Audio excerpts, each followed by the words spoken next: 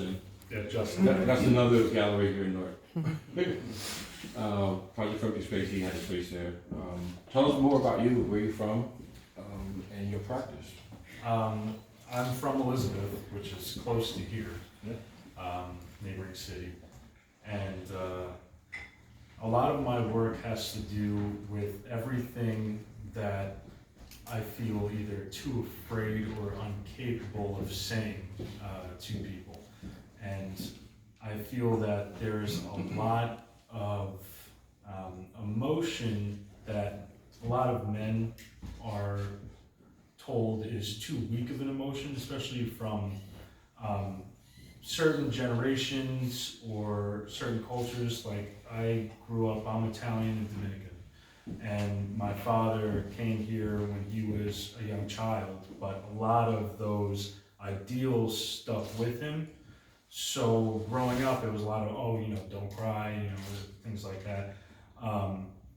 But a lot of that emotion, I feel, builds up in people, and they can either express it in a destructive way or in a creative way.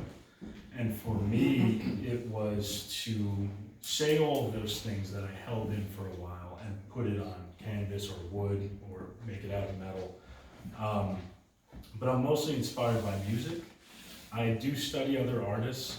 I'm a big comic book fan. I grew up reading comic books and really inspired by the work, especially Jack Kirby. But jazz, with the flow of jazz, to me is like painting. So when I paint, I'll listen to Miles Davis, I'll listen to Dizzy Gillespie, I'll listen to Pat Metheny Group, and then sometimes I'll actually leave a song on for hours, just that song. I know it's annoying. Justin maybe sometimes, because we used to share a studio together, and my girlfriend Sarah, who I currently share a studio with, because if I lose track of the idea that I'm trying to put down on canvas, then it's going to warp it completely, and I try to keep it as pure as possible. And also, a lot of my work, the colors, like the bright primary colors, is that I try to associate with the childhood of all viewers. Red, blue, yellow being building blocks of all color in any kind of medium, but also closely associated with toys and clothing as a child. So to tap into that part of the mind, that whether or not it's buried or it's something that a lot of people still embrace as adults, I try to communicate with that.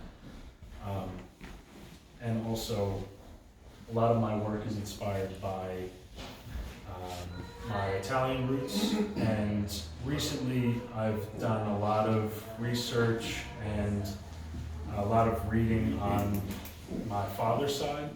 So like being Dominican, there's going to be a mixture of African culture and European culture and then the Taino natives. So I try to blend influence of all those cultures in my work, especially indigenous work. Because that's... You have your studio down in Passaic? Passaic, yeah. Yeah. I'm laughing because it's a very big Dominican community. Right. So you don't have a choice. It's actually, I got the studio in Passaic because it's where my girlfriend Sarah was living at the time, and that's where she's from. But Passaic and Newark and Elizabeth, to me, are these beautiful cities that have so much culture. Especially Passaic, Newark as well. Being the bigger city next to Elizabeth, where I grew up, and my grandparents would always tell me this was the place to go. When you were younger, this is where you went out to listen to the musicians, to see the artists, to go to the different clubs. Newark was, for people around here and who knew, this was New York. And it was a big culture capital in this area. But also Passaic, because Passaic, even though it has areas, it's still not heavily gentrified, so the culture and the people are still there, so it has character. And that's what I like about at least this area of Newark and where my first studio was. Like closer towards Penn Station, it's a lot of Whole Foods and Chipotle and bigger, glassier buildings. Right, exactly. And Which I love.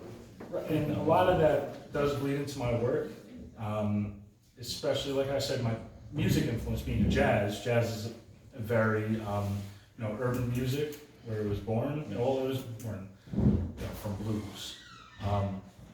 But films, my favorite films all take place in cities. Whether it's in Japan or New York or somewhere in California, it's this idea that we live almost in a hive, in a tight community. And like one of my pieces, She Who Lives in the City, the idea is just somebody finding themselves within this community of millions. Now, do you have a name for your style? Because it's kind of representational slash abstract slash other stuff. Do you have a name for it? I mean, no. Okay. People ask me all the time, Okay. and not to sound pretentious, I just don't know what to call it. I mean, I would definitely say it's influenced by pop art, especially with like hard lines, bright colors.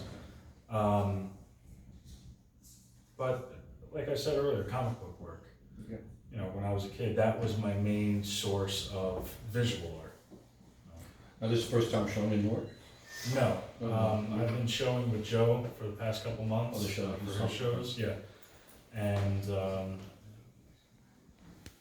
here, I can't remember. Well, at a major gallery in Newark. You showing events, places, right? Like Yeah, events, yeah. So this is probably the first Okay. major time, yeah. Well, thank you. Thank you.